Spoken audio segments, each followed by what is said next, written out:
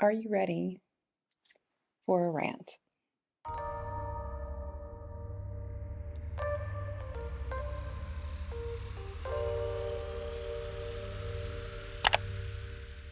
Hello, book friends. It's Alyssa. Welcome back to the channel. Hello, if you are new. The might be a little close to me, so hopefully I'm not blowing it out. I realize sometimes I get excited and I blow out my mic, but I have been raging about something on Instagram. I talked briefly about it in my new weekly newsletter, so if you're not subscribed to that, you can check it out. There'll be a link in the description. I'm very excited about it. I think it'll be a fun way to kind of keep up with everything going on chez moi. But I read possibly the worst book I think I've ever read in my entire life, and that book is The Darcy Myth by an academic, Rachel Feder. I believe she's a professor. She may even be a doctor. This may be the worst book that I've ever seen. It is absolutely cringe. The hypothesis that she posits is makes no sense, especially given the evidence she gives us. And I feel like this is one of those perfect examples of a modern academic person, reviewer, reader attempting to just shove modern day ideals and thought processes and concepts into something from the distant past. And it just doesn't work. I think that there is a time and a place for doing sort of things like that, where you kind of critique maybe something from the past and you mention maybe how it's in today's society X, Y, and Z, or why this doesn't translate well into today's society, or how things have changed, or you make reference to the things that are essentially problematic, right, in a text or in a historical moment. But you cannot take 2024 concepts and shove them into Jane Austen's mouth and try to make her your like proto-feminist talking head. It doesn't work. I'm so mad. I think I just spit at the camera. You know what? We're just going to move a little bit away from my microphone because I can already feel myself getting a little angry. Please don't mind my dying plants behind me. I'm trying to resurrect them, okay? The depression got me. My plants suffered. Here we are. So to get me through this wonderful rant review, I've been holding on to this beautiful bottle of Sancerre, and I think we're just going to have some wine. I think, I am home alone for a couple days while Jesus is visiting some family. So I think that I deserve a little Sancerre and ranting about this terrible book. So let's open this up. Let's pour myself a glass and let's talk about the Darcy myth. Now, I'm not going to drink this entire bottle. I don't think. I was saving this for a special occasion because it is quite expensive, but we're going to pretend that we are all here together to discuss this. So cheers, pour yourself a glass of whatever your poison is, and let's talk about this. The Darcy Myth, subtitled Jane Austen, Literary Heartthrobs, and the Monsters They Taught Us to Love by Rachel Feder. I can't even say her name, but at this point I don't think I really care.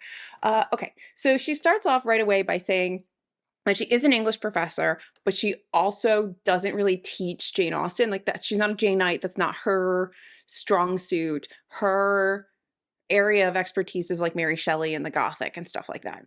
So she's then going to take us on a ride where she is going to attempt to basically force Pride and Prejudice to fit a Gothic novel story arc, themes, etc., etc., and to very much no success, in my opinion. Oh, that's good. So she starts off in her little introduction and says, English professors have lots of tools at our disposal for ruining your favorite books. And the way I prefer to ruin Pride and Prejudice is by pointing out how literature trains women to spend their time changing assholes into sensitive men instead of overthrowing the patriarchy. I don't know how Pride and Prejudice fits into this, but we're going to keep going. I think there's an argument here that romance and romance novels, particularly problematic romance novels that don't have things like, I don't know, consent in them, perhaps contribute to some issues when it comes to women and dating and ideals and expectations, etc., etc.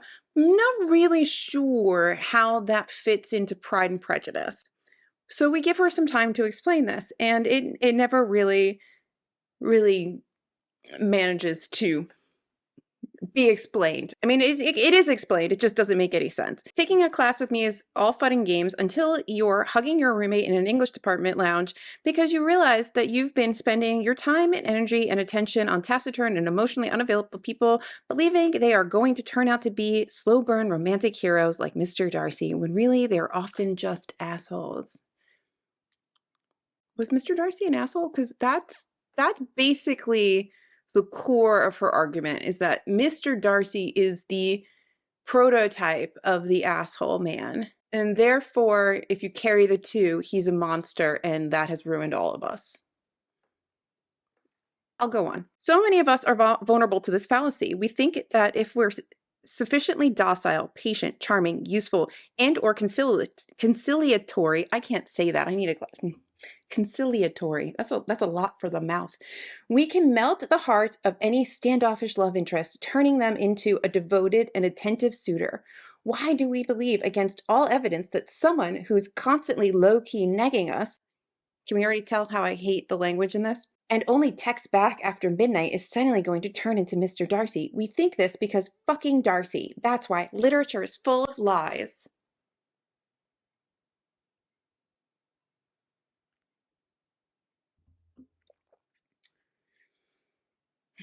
I would just like to say that Lizzie Bennet is basically none of these things. She's not sufficiently docile, patient, charming, useful, or conciliatory.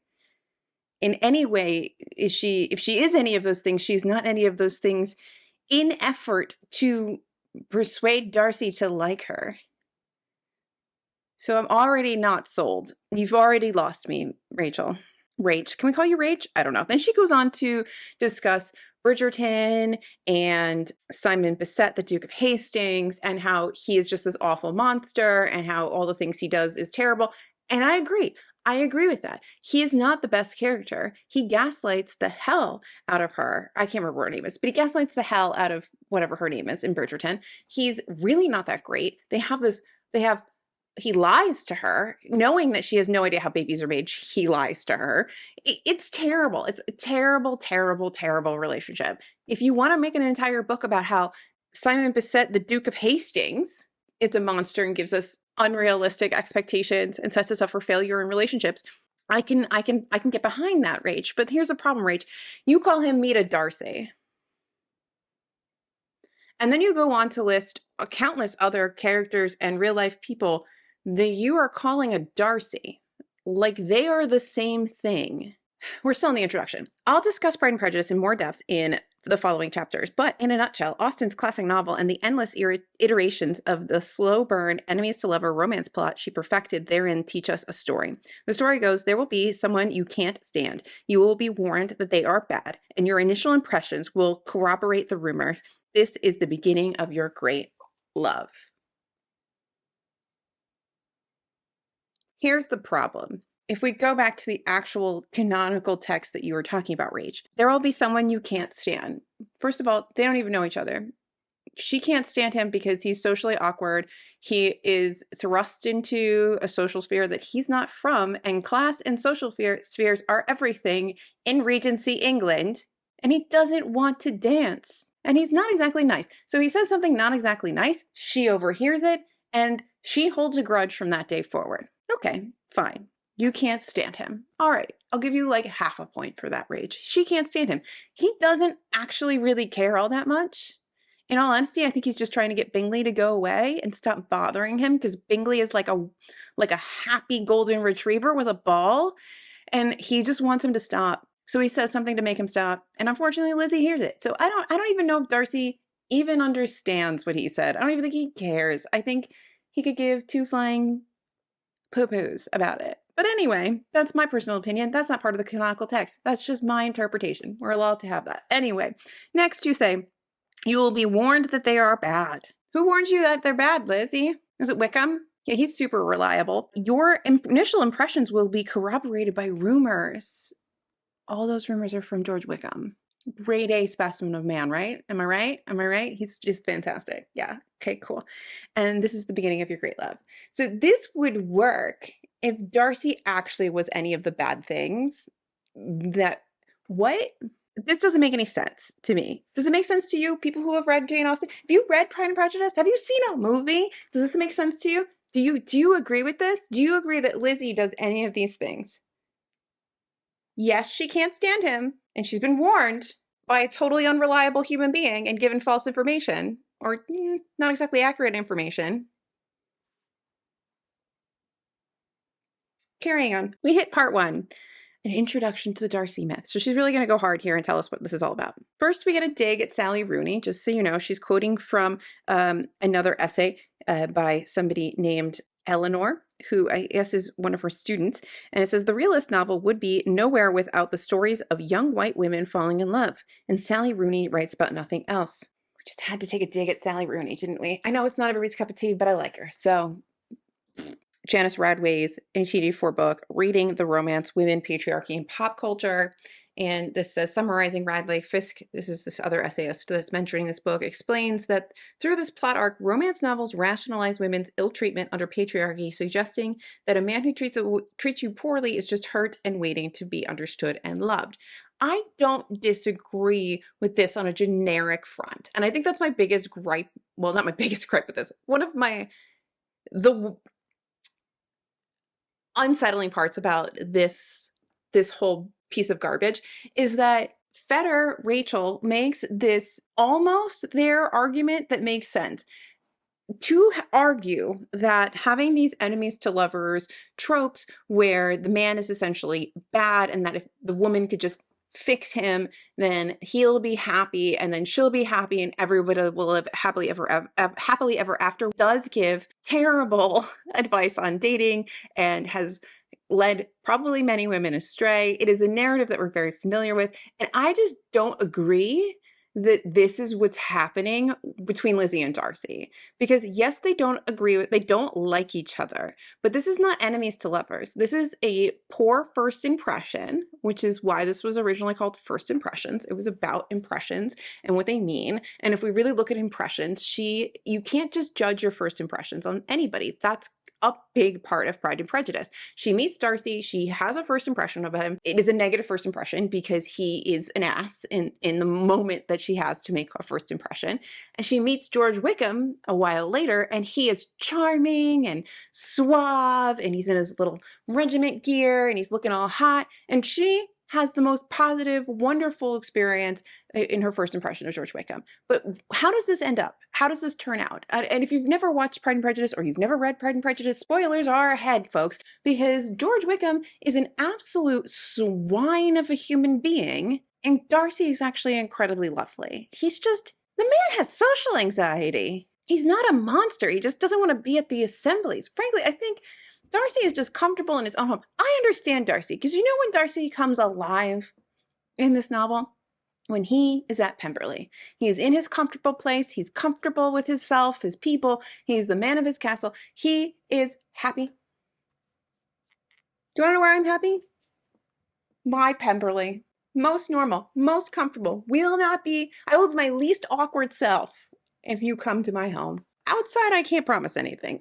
Awkward city. Then she goes on to list Connell from Normal People as a Mr. Darcy, which I don't really know if Connell and Mr. Darcy have all that much in common. She says, how has the character of Darcy, a man who seems like a jerk, but turns out to be your soulmate once he makes amends for his mistakes and reveals his true self to you, become the template for such a huge number of romantic heroes? What work is the Darcy trope doing? And might it also be doing some real damage? I would like everybody who's ever been damaged by Mr. Darcy to leave a comment down below, please. Thank you. She does seem to also have this gripe with the way that the plot plays out in Pride and Prejudice, specifically around how Darcy deals with the Wickham Lydia issue. And I understand her from a 2024 perspective, but she fails to understand how things would have worked for a woman in Regency England. And it irks me throughout the entirety of the text. I'm not going to read everything. I'm not I'm not one of those. We're not going to go through that, but I do want to talk about this. She says, over the course of the novel, they will need to overcome, they being Lizzie and Darcy, a series of obstacles to be together. His pride, her prejudice against him, their initial impressions of each other. Austen's original title for the story was First Impressions. Darcy's decision, I can't say this. Darcy's decision, that's a tongue twister. Darcy's decision to separate Bingley and Jane, and the dark rumors about Darcy spread by his childhood friend and adulthood nemesis, George Wickham, a serial predator who is after sex and money. Now, this idea of George Wickham as a serial predator is not the thing that bothers me, because he is. I mean, he has a thing for 15-year-old girls. And now I understand that 15-year-old girls back in Regency England were perfectly fine for the marrying, whether we agree with it or not now. Wait, she has this stick up her butt about the fact that Darcy chains Lydia to her predator. There is very little that can be done to salvage Lydia's reputation and the reputation of the entire Bennet family outside of her marrying George Wickham. So Darcy putting his own skin in the game, yes, he does it not selfishly. He does this mostly to get Lizzie to like him, but also because he feels at fault for not doing anything about George Wickham prior to this. Though I don't really know what he was supposed to do about George Wickham. What was he going to do? Ship him to the colonies? Like, I don't know. What was he going to do? Where are the colonies? Go to Australia? I don't even know. Something has to be done. So if he truly loves Lizzie and he truly feels bad about everything that's happened with George Wickham, the only option for him as a man of fortune is to save Lydia by making her and Wickham marry. That is the option. There is really no other option other than Lydia becoming a fallen woman. And then that would ruin all of the Bennets, every single one of them. And you don't have to agree with that as the way, as modern readers, we don't have to agree with that. We don't have to see that and think, oh, that was fantastic. But we have to understand the concept of the time that we're talking about. And in the time that we were talking about in Regency England, if you were a woman who was caught alone with a man for a number of days, just presumably having all the sexy times, whether you were having the sexy times or not was not the case. You just had to have the presumption of having the sexy times. You were ruined, and so was your family.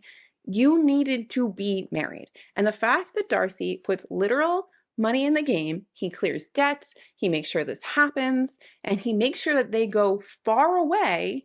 That is the best outcome that could have happened for Lydia. The worst outcome would have been not being changed to George Wickham, ending up knocked up, having to have a baby. What were they going to do? What everybody knows about this. Everybody knows about. By the time Lizzie gets back from Derbyshire to Longbourn, everybody knows about this. Mostly because her mother can't shut her fucking mouth. Everybody knows. So yes, from a 2024 perspective, it seems really inappropriate to make a 15-year-old girl marry the man who groomed her and took her away to London and did all these things. But in Regency, what was his other option? And she never tells me what this other option is. She's just like, he should do something else. What? What did you want him to do, Rach? What did you want him to do? Duel him? Wet noodles at dawn? Like, what? So that bothers me. Point one, that really bothers me. Two, she fundamentally doesn't understand the relationship between Lizzie and Darcy, the dynamic between Lizzie and Darcy, the way that this relationship actually plays out. She seems to be very set on this idea that Lizzie is like pining for, changing herself for, doing all this stuff for Darcy. And Lizzie doesn't really do anything for him. They just both realize they were wrong about the other. And then they start to change themselves very much independently of the other into people that eventually realize that they do actually respect and like each other. And we don't know ever if these people have a happy relationship. That is never something that we know about in an Austen novel, because it's not about the happily ever after. It's about we get characters that have good relationships at the end of the story. Like, they have picked the best person for them to marry. There is nobody better in the field for Lizzie to marry than Darcy. She pulls off a big win here, okay? Despite everything Lydia tries to do, despite how embarrassing her parents are, even Mr. Bennett, I'm disappointed in you, despite everything. I mean, Darcy is wrong in the way that he proposes to her the first time. It is not romantic. It is not anything a woman wants to hear. It is so awkward and awful and insulting. But what he says isn't exactly wrong. She comes from a family that is less than ideal. Her mother is a lot. And I understand her mother a lot. I understand the stress and the worry of not having a home, of having to take care of these 5 daughters, to make sure that they get set up, to then make sure that you're set up so that nobody has to starve to death, right? Because you're a woman, you don't have options outside of marrying well. It's really all you got, okay? Your husband is useless. Mr. Bennett wants to sit in his library and be a hermit. And I don't blame him. Like, I would love to sit in my library and be a hermit, but the problem is that you have an entire family to take care of and you do nothing, sir. You just make jokes and not even at the right time. Maybe less jokes and more doing, but he doesn't. So Mr. Darcy isn't wrong to critique her family, to critique her situation and say that all of these things make her not an eligible woman for him in the typical sense. But despite all of that, he loves her anyway. And yes, it is the worst proposal in the history of proposals. There is no, I mean, maybe Mr. Collins is worse. I don't know. It's a toss-up, frankly. They're both fairly bad. But he's not wrong. He's just maybe too honest. Maybe he's just too neurodivergent to do niceties, but he's not a monster. And Rachel Federer wants him to be a monster so stinking bad that she compares him to the most outrageous characters in fiction and real life. She compares him to Heathcliff. She compares him to Duke of Hastings. She compares him to Edward Cullen. She compares him to Lord Byron, I believe. She compares him to a lot of people living and fictional.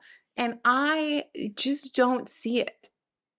And I don't think that she understands how flawed her argument is, because she doesn't understand the canonical text. Lizzie never pines for Darcy.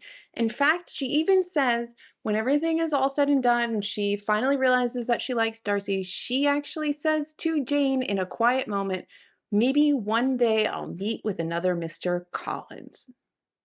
Because she's not pining after Darcy. She might be sad about realizing that she actually does very much like him and everything is lost because of stupid Lydia. But she's not pining after him. She's not doing any of these things that you are saying we have learned from the Lizzie-Darcy dynamic. And that has been replicated over and over and over again in romance. So how have you written an entire book about this? I can't. She then goes on to talk about the Gothic novel and attempts to push and squeeze Austen's novels into the Gothic genre. And this would work if we were predominantly talking about Northanger Abbey, which is actually a response to the Gothic. But that's not what we're talking about. We keep circling back to Pride and Prejudice. That is the text that she talks about. She does occasionally mention Sense and Sensibility, which we're going to talk about in a little bit, because there's something in here that I need to do a little bit more research on where the hell she came up with this, but my idea is that she pulled it out of her own butt. She does talk about the Gothic. And now this is about the only part that I feel like she kind of starts to make any sort of sense to me and doesn't piss me off totally, because she goes on these moments of talking about things that are very much Gothic. She talks about Wuthering Heights. She talks about Mary Shelley. She talks about things that very much fit into the Gothic sphere.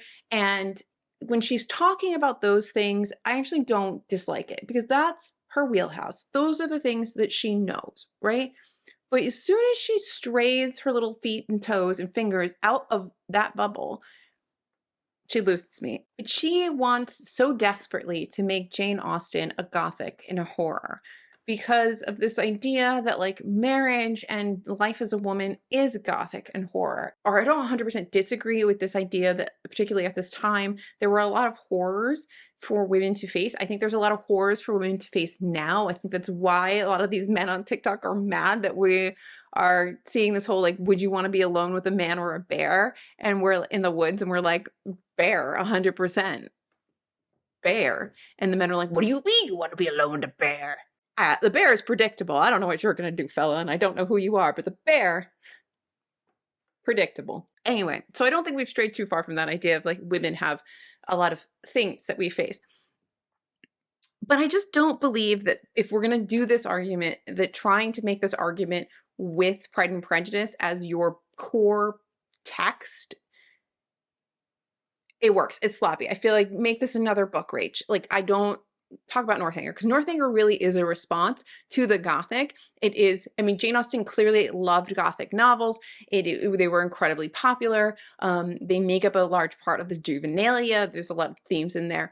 I haven't read the juvenilia, but from like what I've heard, those themes are very prevalent. But the core novels are not heavily Gothic in any way, shape, or form.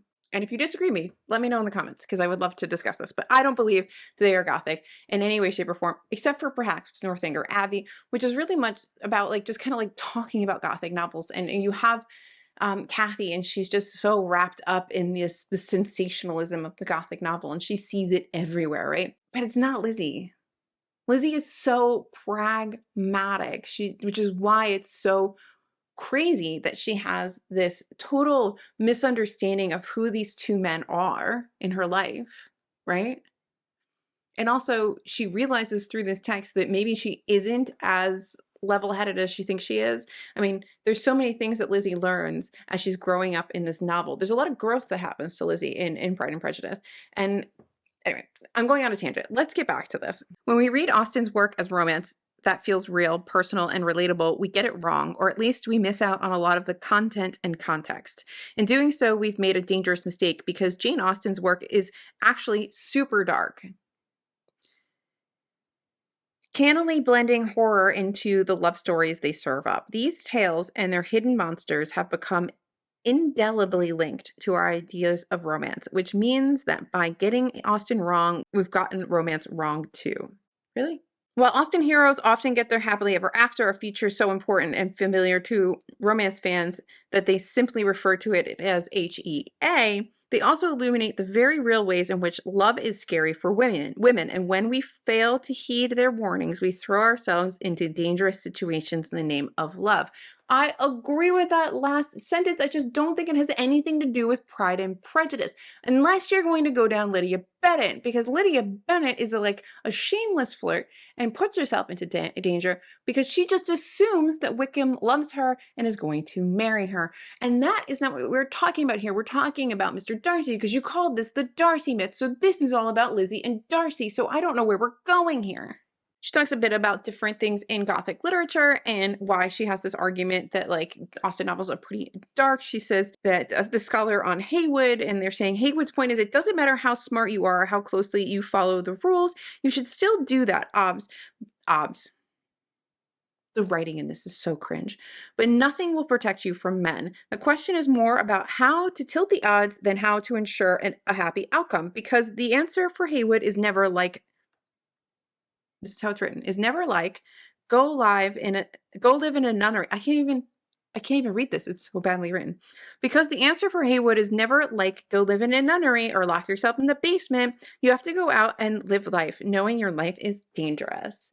And I just don't think that if that is what we're talking about, that Gothic novels are talking about, like they are highlighting the pitfalls of being a woman, the dangers of being a woman, the things that are out there, the potential essay and harm and all these other things that could befall you. So I don't know, maybe choose wisely when you're choosing a partner. I don't think that that do you think that is what Pride and Prejudice is doing? I mean, I do think that there is always this narrative in Austen of choosing right partners. I think there is a lot of the idea of like, oh, like Marianne falling in love with somebody that's not necessarily appropriate for her, finding out that it's not appropriate for her, and then finally learning to love a more appropriate person for her, right? There is a lot of these storylines of, You could have been married to somebody already if you just wanted to get married. Like, you could have just gotten married. Even Anne Elliot, like, you could have just married Charles Musgrove because he asked you, but you didn't want to be married to Charles Musgrove because you knew you'd be miserable. So you don't marry him. And also, you're in love with Captain Wentworth because he's a fucking dreamboat, okay? He just is. Because you have that part does not mean that it equals all the other parts. I don't think that she's necessarily trying to highlight in the way that Gothic writers of her era and her time and her lifetime were highlighting the pitfalls of life out there for women.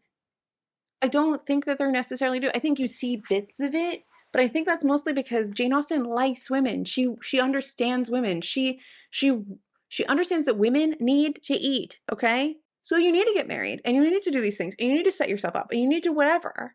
But do the best choice you can do because this is forever. And we all can't write Pride and Prejudice, okay? I mean, I know that Jane Austen didn't have that great of a life financially, but she figured it out, you know? A lot of women didn't. Then she goes on to talk about something that has nothing to actually do with the book. She says, the beautiful landscapes we tend to associate with more pastoral settings are often present in Gothic novels. They're also present in romantic novels, but let's move on. With our heroines having special understanding of our access to the sublimity of the natural world. Remember that scene? This is where she talks about the movies, because sometimes I think that this woman has only watched the movies. In all reality, I'm not sure she's actually really closely read any of the books more than once. She says, remember the scene in 2005 Pride and Prejudice where Lizzie stands on a cliff, the wind in her skirt, piano music swelling around her. We zoom in on her face and she is all emotion and thought and landscape outside, mirroring the gorgeous landscapes of her soul. That cinematic moment is Gothic heroine nutshell. If she also did something like break out in poetry, then later play the lute. I don't know. This sentence is horrible. I can't read this sometimes because it's so poorly written. Stop trying to be like hip. There are no rules in this house. I'm not like a regular mom. I'm a cool mom. Right, Regina? Please stop talking. Yes, that's kind of Gothic. I mean, we all think about like the Moors and Wuthering Heights and all of that. But like it's like also romantic. It's romanticism. It's pastoral. It's a lot of things. It's not just specifically Gothic. So like I don't know how you can just be like, oh, in a movie adaptation, hundreds of years later, there's a scene that's very sublime. So that's Gothic. And therefore, Jane Austen meant this to be Gothic. What?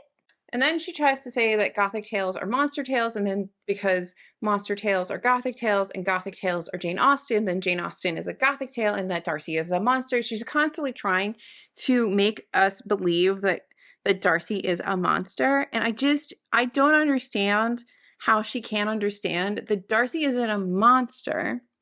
At best, he's a snob, maybe. He's prideful, yes. He's a man of his class and time, but he's not a monster. He's not. If anybody's a monster, it's George Wickham. So I'm fully convinced that she can't tell the difference between those two characters. Am I wrong? I honestly don't think that she knows that there's a difference between George Wickham and Mr. Darcy, because I feel like she just mixes them all up in a pot and has spewed out this garbage. Look a little more closely and these love stories seem pretty dark too. Even if we accept that Mr. Darcy's rude personality is of little consequence compared to his big heart and even bigger house, and even if we believe that the nasty rumors about him aren't true, what nasty rumors? The only legitimately bad thing he really does is persuade Bingley to not pursue Jane. And that is through his own misunderstanding of things and pride. And he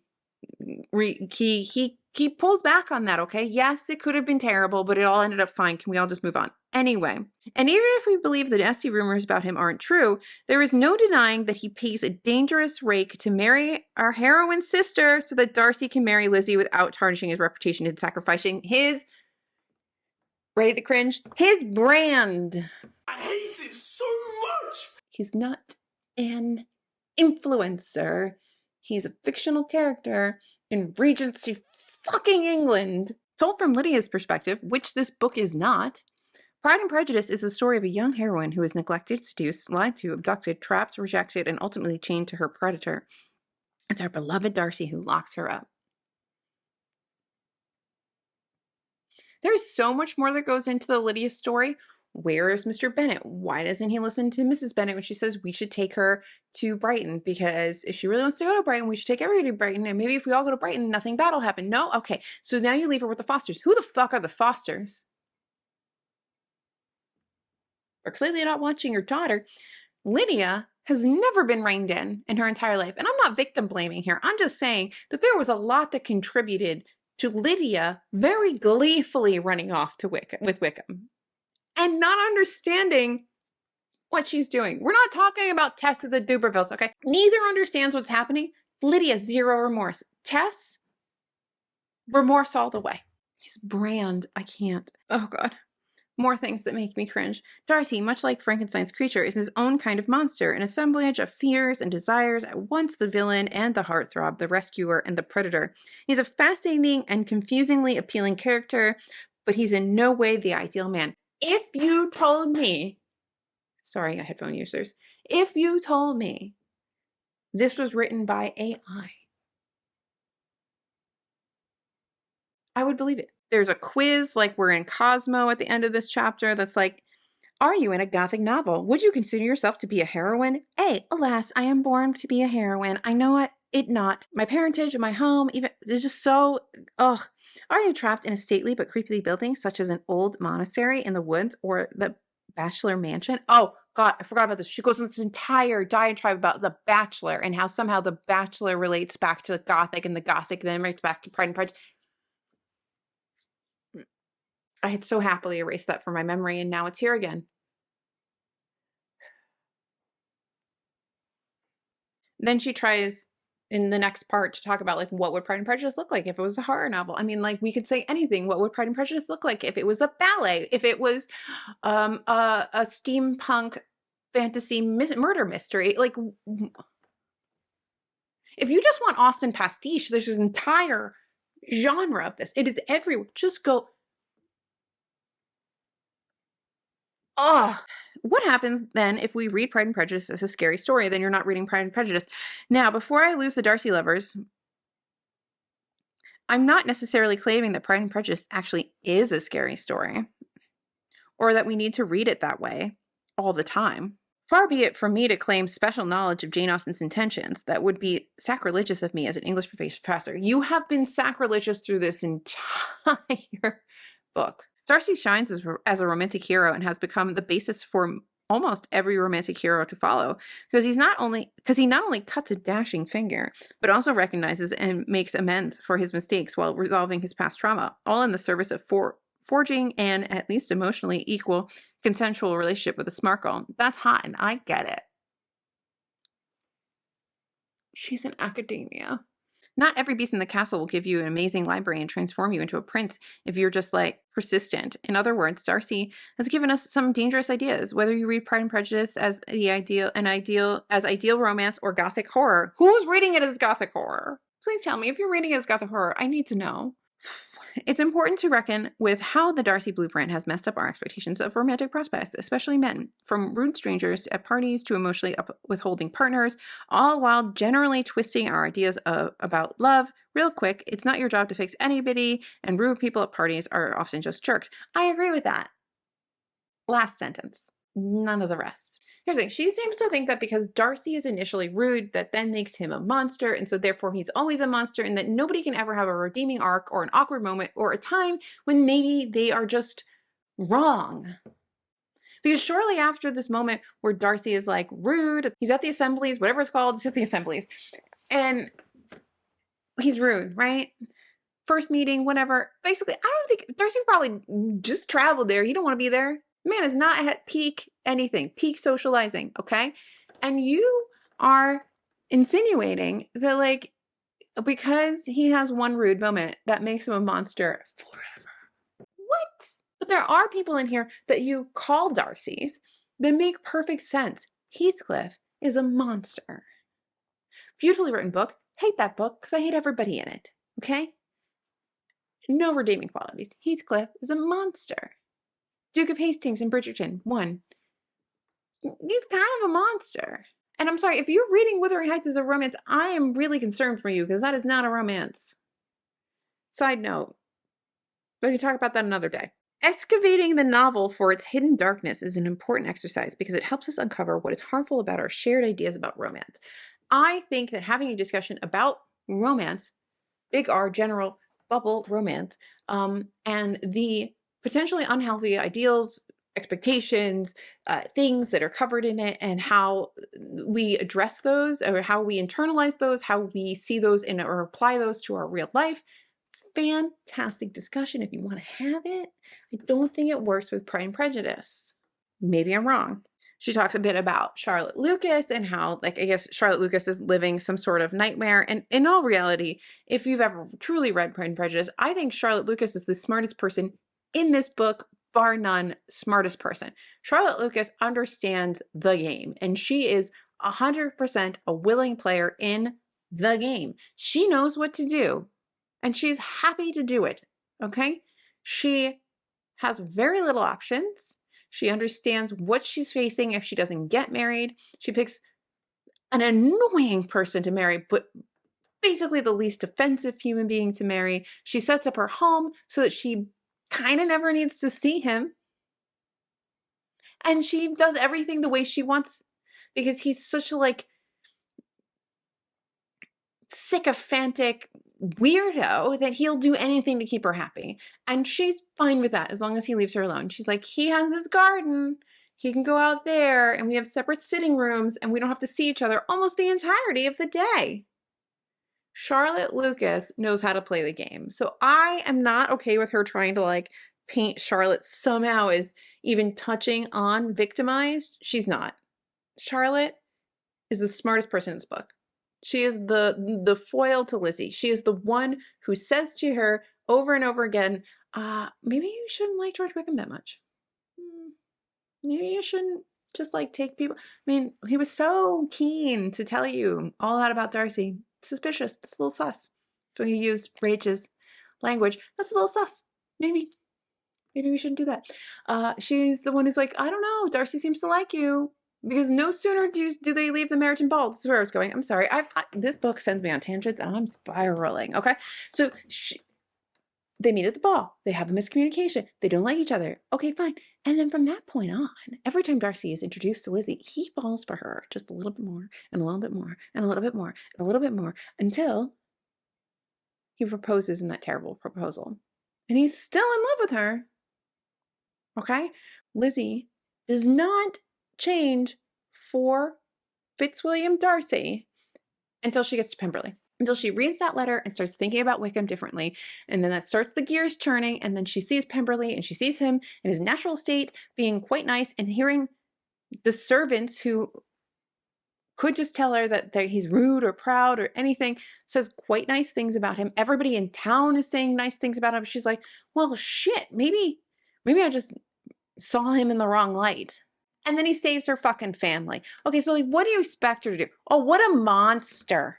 We're not even going to talk anymore about Lydia, because if I talk anymore about Lydia, I'm going to be mad.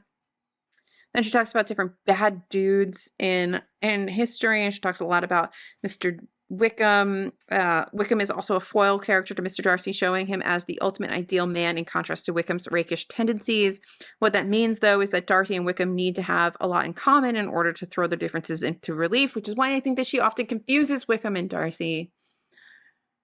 The perfect suitor is necessarily really close to being a bad guy. What if we understood Mr. Darcy not as the ideal man, but as the hottest monster in all of literary history? I feel like she just asked questions, like provoking thought questions. Like, what if we decided that this wasn't a glass and it's actually a turtle? Discuss. She goes on and on and on about the rake and the rake and the rake and the rake. She brings in these ideas of how potentially Marianne was pregnant in Sense and Sensibility, and that when Willoughby leaves, that she, like, fakes some illness, has a miscarriage or something, and somehow she doesn't. I need a Janeite to tell me where this comes from, because I don't know where this comes from. Because she seems to have this, like, Rach has this thing about, like, secret pregnancies.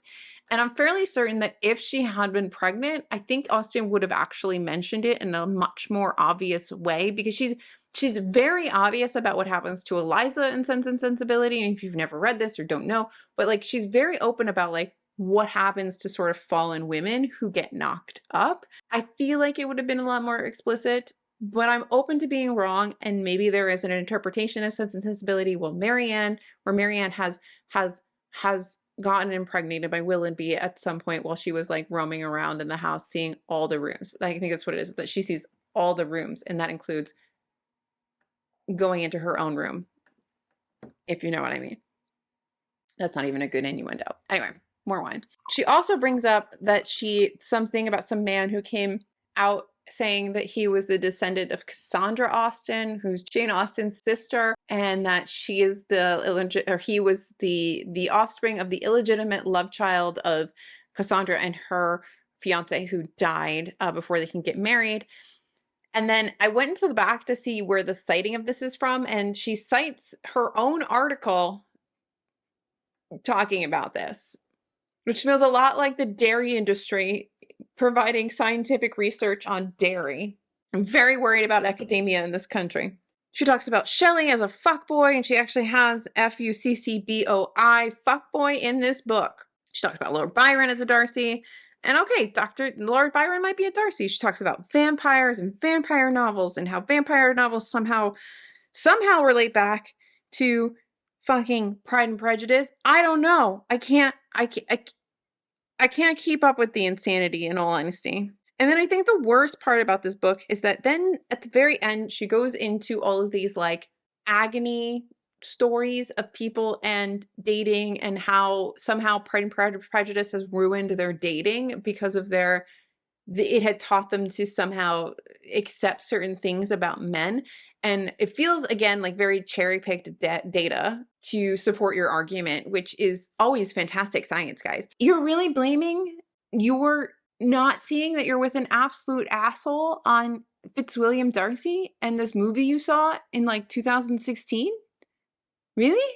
Because a lot of people didn't even read the books. I feel like this is a therapy session for Rach, because she goes on about Beauty and the Beast and how she saw this movie when she was 6 and it really influenced her life. And then somehow that also then relates back to Pride and Prejudice, because, quote, both heroines are rewarded with true love and glamorous digs after they put in the work, complete self-sacrifice, patience, and fixing problematic men with their love and beauty, etc. When does Lizzie do any of that? She doesn't fix anyone. Darcy is already falling in love with her just from her own fine eyes before they ever even truly have like any meaningful conversations. And her spunk and her ability to like be honest and challenge him and not just be sycophantic like Caroline turns him on. He likes it. Everybody else is such a fucking kiss up because he's rich and probably powerful, and they all want to get to be the lady of Pemberley, the lady in charge of Pemberley. Not that she's a lady, but you know what I mean. And I'm sorry, can we understand what it means to run an enormous estate as a woman? Lizzie has no understanding of how to run a household. Not really. She lives in a very actually small house, though her mother has made it as fancy as she can. They've got a cook. I'm spitting everywhere. She's got a cook. She's got a couple maids, none of her daughters cook, but she doesn't really understand how to run an enormous estate. Running an enormous estate is a lot of fucking work. So if Darcy is going to put someone in the role of running that estate as the woman, the head of the estate, he has to pick somebody who can do the fucking job.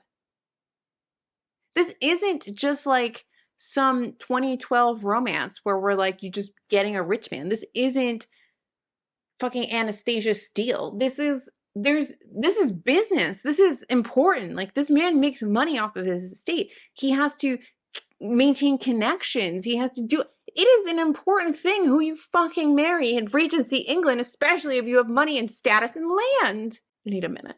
Back to these agony aunt stories of people complaining about their relationships. I think what pisses me off the most about this moment with these, I've gone out with the rake. I went out with I thought he was Mr. Darcy. I thought I could change him. Is that At the end of it all, she has the audacity to say that people just need to realize he's fictional.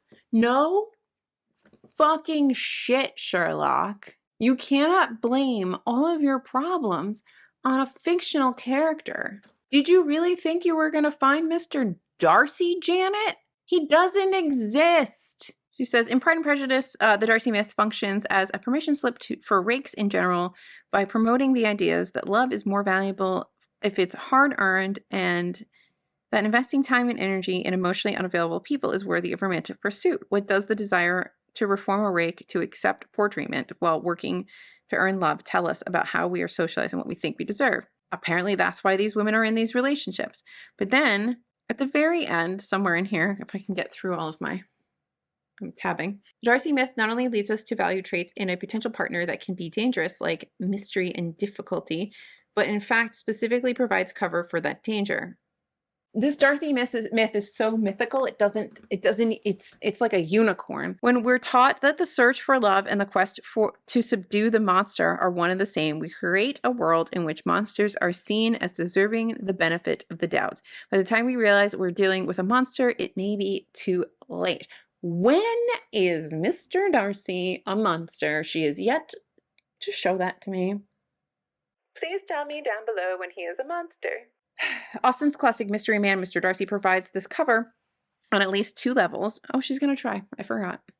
As one of the most famous romantic interests in the history of Western literature, I agree with that, Darcy helps codify the dominant expectation that potential romantic partners, especially heterosexual men, are not only still eligible, but in fact more appealing when they play a little hard to get. He doesn't play hard to get.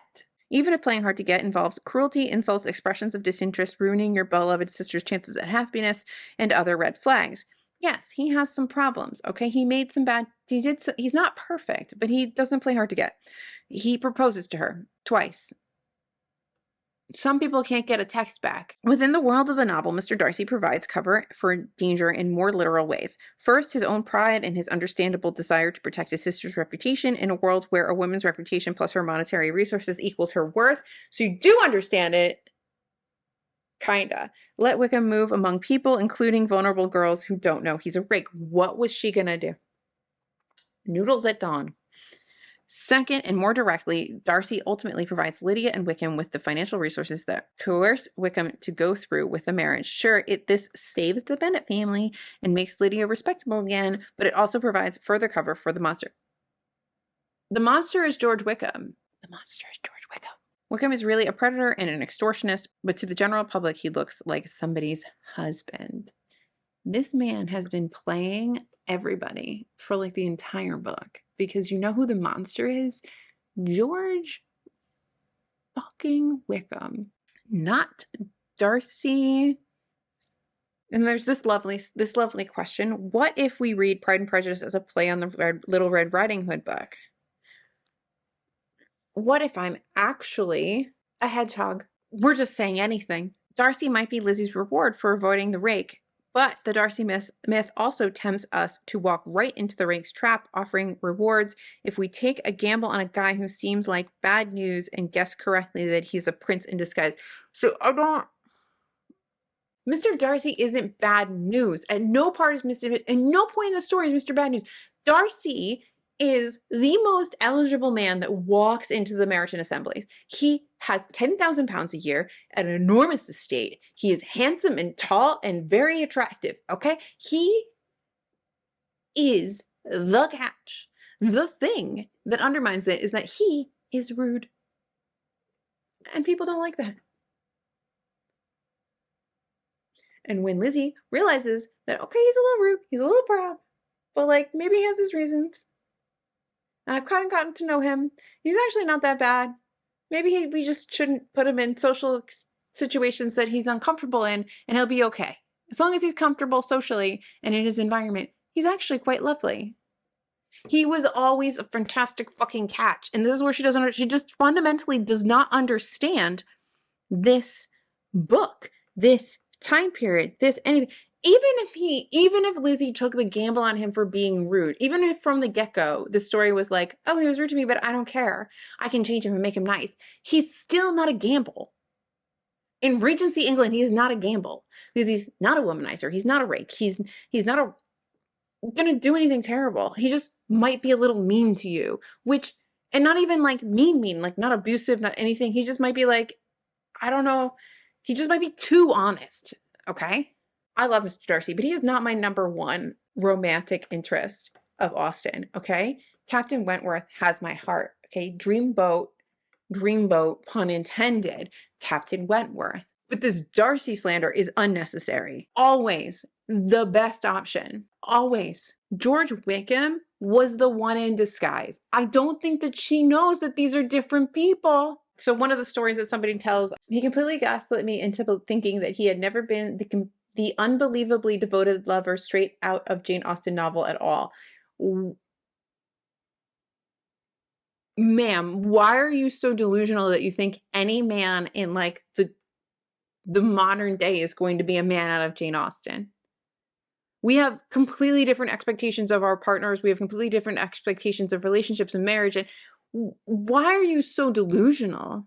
Also, at no point does Darcy gaslight anybody. In fact, he does the exact opposite of gaslighting. He's too honest. She talks about this idea of like women wanting to fix men and where does this come from? I don't think it comes from Mr. Darcy. At no point does Lizzie fix him. She never fixes him. I think that she has taken a whole bunch of very potentially valid ideas, she being Rachel, and shoved them and smeared them all over Pride and Prejudice and is hoping that any of them will fall into the nooks and crannies. Yes, I just compared Pride and Prejudice to an English muffin. The Darcy myth sets us up for negative, disappointing, and even traumatic romantic experiences. It does this by training us through the persistent repetition across different media that great loves often start with bad first impressions. Our job, according to the Darcy myth, is to overcome our prejudice while learning the truth about the person we dislike. Their job is both to reveal themselves to us and to overcome their shortcomings and fix their past mistakes, making themselves better in the sanctifying fire of our love. I think you've missed something. I think you missed something, Rach. So the point of the first impressions and the changing opinions in Pride and Prejudice is that Lizzie is both wrong about Darcy and wrong about Wickham. She misjudges two men terribly. Okay. And neither of them is perfect because Wickham remains very amiable even to the end because that's what a rake does. Okay. But okay. So this Darcy myth seems to forget that there are two things happening simultaneously. She misjudges two men and they're actually the other way around. Okay. That's it. It's not that she's pining after Darcy, trying to change Darcy, that she makes Darcy into a better man. She does none of those things. Darcy is Darcy. Wickham is Wickham. And Lizzie is here misjudging both men. And Darcy is also misjudging Lizzie and some other things in his life. But that is another part of this plot. But right now, if we're talking about the woman who is the person you're talking to in this book, the heterosexual woman that's going to be dating a heterosexual man that is being inundated with this narrative that like we can change a man. I don't think it comes from Pride and Prejudice. I think it comes from other things. I think that there is a lot of this. I mean, think about it being a child when it's like, oh, the guy who pulls your hair, he likes you on the playground. This is a narrative that for some reason is very ingrained in us. And it doesn't come from Mr. Darcy because Mr. Darcy does nothing directly mean to Lizzie other than being a bit rude. I think really to get Bingley to go away, in all honesty. And he doesn't know her at all. He knows nothing. As soon as he starts to know her, he is not intentionally rude to her. He is unintentionally rude to her, yes. But he is not mean to her. He does not have these terrible shortcomings that she has to overcome. That would be, if she had gone with Wickham and learned about who Wickham was, yes. If she had gone with Mr. Collins, yes. But Darcy isn't perfect, but he's fine. And he has a big house and lots of money, and that is literally what you need in Regency England. He's fine, and you're set up for life. He's fine, and you'll get the rest of your sisters taken care of. By the end of this novel, 3 of the 5 sisters are married. Mrs. Bennet is delighted. She doesn't have to worry. Do you know how daunting it is to get 5 daughters married? No wonder why she has nerves. especially when your husband is useless.